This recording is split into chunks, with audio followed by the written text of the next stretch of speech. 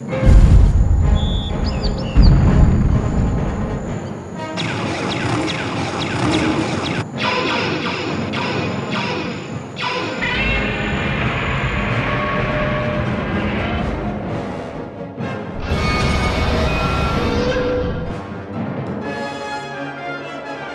enjoyed the first Godzilla anime film, but it certainly had some issues. So I was really curious how City on the Edge of Battle was going to play out.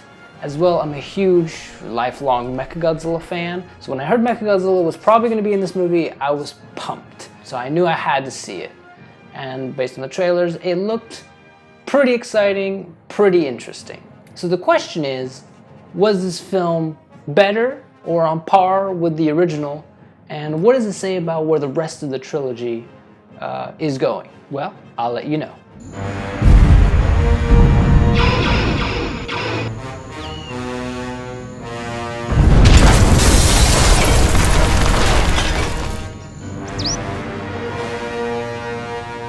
So the film starts moments after the first film. The main Godzilla has burst out of the ground, and the human survivors are all spread out. And Haru, our main hero from the last film, after the credits he actually woke up next to a mysterious tribal girl. Well, it turns out he's been taken to a tribal village. Meanwhile, the council, which was in the ships the whole time, has decided that just gonna give up on colonizing Earth, and they give everybody 48 hours to get to the ship. Meanwhile, the rest of the survivors are then also taken to the tribe. This tribe lives underground, so they're put into this prison.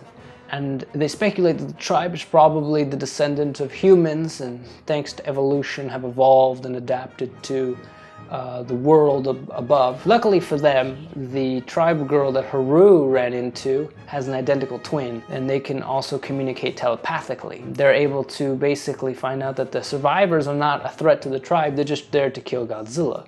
Then the tribe explains telepathically that their god left behind an egg when it was destroyed by Godzilla. The survivors are then let go, but unfortunately they find out that the council wants to get out of there. But Haru is still very much intent on destroying Godzilla, even if Godzilla is way bigger now, and lots of the survivors decide to stay with him. Meanwhile, the Biluzaldo, the people, that alien race that created mechagodzilla, find one of the spears of the tribal people and realize it's built from the nanometal. Nanometal is the same metal that built mechagodzilla. And they realize that it's somewhere still on the planet. They're able to trace its source and find it actually can be found in a facility. And they speculate that the facility that mechagodzilla was built at has somehow regrown itself. And they're able to find this facility. However, the tribal twins who have come along with them as protection decide not to go in.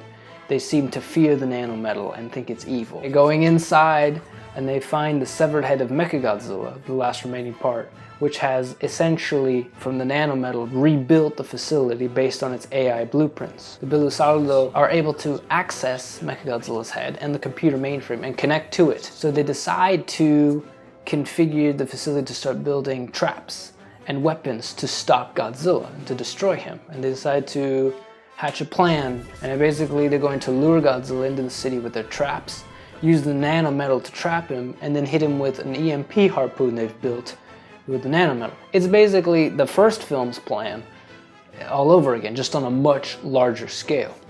However, the Biluzaldo are obsessed with the nanometal, and some of them start fusing with it, essentially, becoming one with it, which horrifies the humans. They basically believe that the nanometal is a higher plane of existence. Everything begins to go wrong when Godzilla wakes up a little too early. And unfortunately, not all the traps are ready yet. So the Biluzaldo just move all their construction to just finish the EMP harpoons. They do manage to build 3 mech suit things called vultures that they're going to use to attack Godzilla. So as Godzilla approaches, they lure him in, attacking him with Haru, Yuko, and one of the Biluzaldos. So after a heavy battle, they manage to trap Godzilla, and they trap him in the nanometal.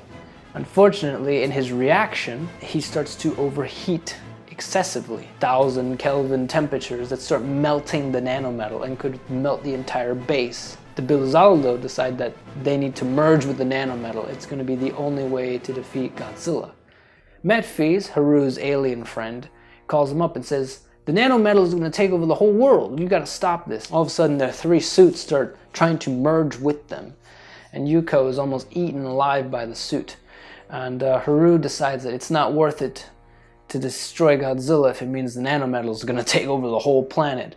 So he decides to go into the command center where the Biluzaldo are and destroy it and kill them, basically, and thus stop their nanometal from taking over their suits. The base basically shuts down. Meanwhile, Haru is able to pick up Yuko and bring her to safety, and he finds a cave where everybody's staying at, with Metphies. Godzilla is now free from the traps, but he's also in this superheated high temperature mode too. Metphies has been alluding to this whole time his story of how his people had their planet destroyed, and they had to basically come to Earth to flee. And so at the very end of the film, he reveals the name of the monster as Ghidorah. And that's how the film ends.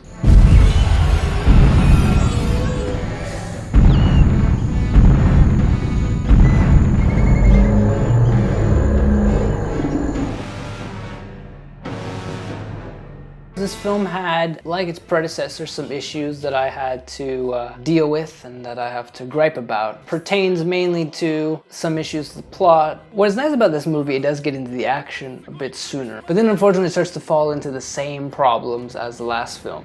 There's a lot of dialogue, and the characters have kind of, I'd say they haven't developed much because there hasn't been really much time for them to develop.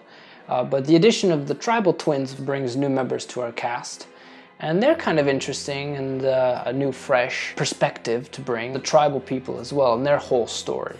But unfortunately, that whole thing kind of gets sidetracked as the film moves on to the main event, which is the mechagodzilla city, which of course is the biggest travesty of the film, I think, in my opinion, and also many other fans have complained about this. So of course Mechagodzilla, when he does finally show up, he's just a head which has somehow rebuilt the whole city. However, the trailers, the marketing, the poster features Mechagodzilla in it. And there was even a figure that Bandai has made for the film. You can't play us like that. There's memes all over the internet about this.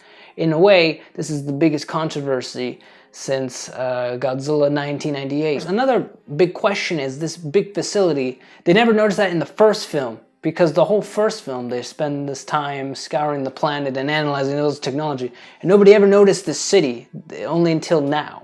That was a bit strange to me. Of course, another problem with this film is that the main title character, Godzilla, doesn't show up until about more than halfway through, I think. He gets attacked by flying robot mechs again, which is a lot like the first film. So this time, the action starts to definitely get more repetitive. We wanted to see Godzilla fight another monster, which would have made the action more interesting, would have made it more diverse. The film attempts to create a new tension by having the Biluzaldos become a secondary antagonist, create this new tension with the threat of the nanometal, right? This big twist. But it just kind of comes off as a bit silly and a bit too much, as if they couldn't come up with another antagonist, or they were trying to have them fight Godzilla again, but keep it fresh and exciting. As if like they couldn't have made Mechagodzilla go rogue, or they couldn't have had the nanometal go rogue by itself, but they somehow needed the Biluzaldo to become crazy.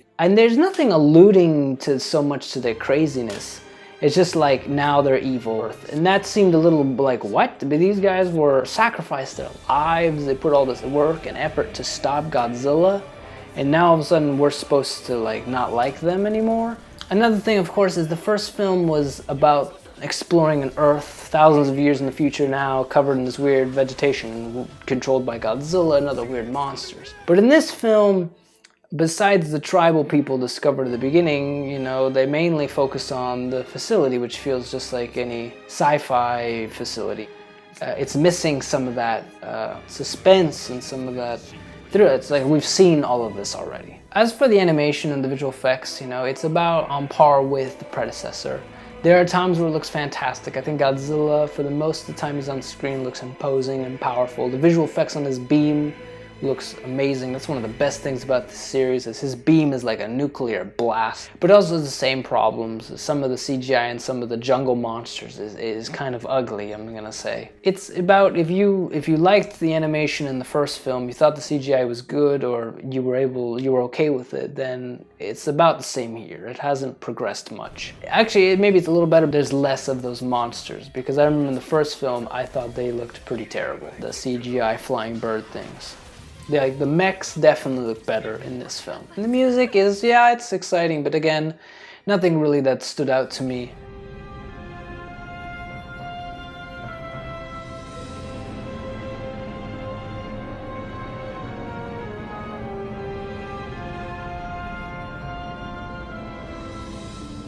Overall, this film has a lot of the same issues that its predecessor had. That is, too much talking, too much exposition, not enough Godzilla. It also gets very much caught up in this mechagodzilla city, nanometal, Biluzaldu plot, which ultimately just ends up distracting and kind of ruining characters that we've been trying to connect to this whole time, while also bringing in this tribal society that then just gets forgotten about. Now, at the end, we have a reference to King Ghidorah, and Godzilla has been left like a molten creature. The teaser trailer for the third film has come out, and probably another trailer will come out as well at the time of this recording. What will that mean for the third film? You know, the way this trilogy's been going, we've basically got the characters are stuck, they gotta kill Godzilla, they run into something weird, they spend half the movie talking, then Godzilla shows up again, they find some weird way to kill him, and it fails. Like, that's been the plot of the last 2 movies. I don't know how King Ghidorah is supposed to fit in this, if they're gonna try and get King Ghidorah to kill Godzilla, and then at the end cancel that plan and decide, and then is the film just gonna end with them leaving Earth and leaving Godzilla,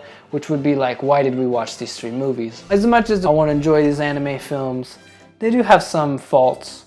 I know this film definitely got hit a bit harder because the travesty of teasing mechagodzilla and it's just a freaking city. The worry is King Ghidorah gonna be like a real thing, or is he gonna just be some mechanical thing that we thought was supposed to be King Ghidorah? You know, I understand when they're trying to do new ideas, right? This is a 60-year franchise. They want to freshen things up. Another thing too is Mothra. You know, that's definitely the tribal people are referencing that. They claim their god was destroyed by Godzilla but left an egg. I mean, if that's not Mothra, I don't know what that is unless it's Batra. Ooh, plot twist. If the third film is just Godzilla, Mothra, and King Ghidorah battling it out, then I'm fine with that. Throwing some mechs in there and a little bit of talking, okay. Then it's an enjoyable film. Just do it. Nothing too complicated. And please have the monsters show up before the halfway point of the movie. Now, I don't know how these films have done necessarily in Japan, or how they've been rated in Japan, because that's really what's more important, because like it or not, for us, they are marketed towards a Japanese anime audience, and maybe an anime audience general worldwide. Japanese audiences over there are happy with these films so far. They won't change too much. So I will definitely be watching the third part when it comes out, and I'll be giving you my review of that as well. So I hope you guys enjoyed my review of Godzilla City on the Edge of Battle. And of course, stay tuned for my review of the third part of this series. Like, subscribe, share. If you like these video reviews, you know, I've got more coming up. You know, comment below. Tell me what you thought of this film. Did you guys like it? Were you guys also upset by the mechagodzilla travesty? Anyway, guys, I'll see you in the next video. Bye-bye.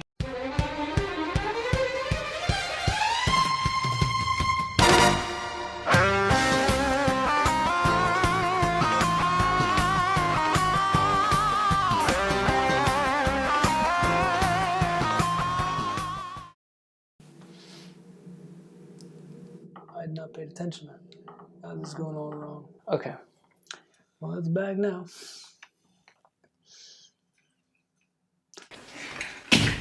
I'm